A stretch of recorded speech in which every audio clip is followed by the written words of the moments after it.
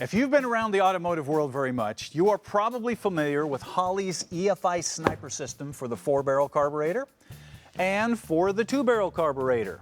But what you probably haven't seen is this new Sniper EFI fuel injection system for the Autolite 1100 1-barrel carburetor. Now, you might be looking at that going, now, why would Holley do that? Well, because Studebaker, International, Chrysler, and especially Ford put that Autolite carburetor on pretty much everything that did not have a V8 in it. So, Holley designed a body that bolts right down on the stock intake manifold.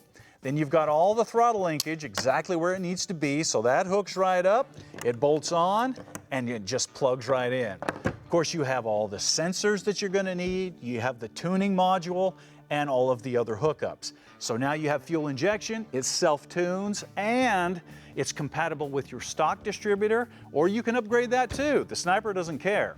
So if you've got an old Mustang or a truck or a wood chipper, something that's got a 4-cylinder or 6-cylinder with a single barrel carburetor, now you can put fuel injection on it with the Sniper EFI 1-barrel fuel injection system.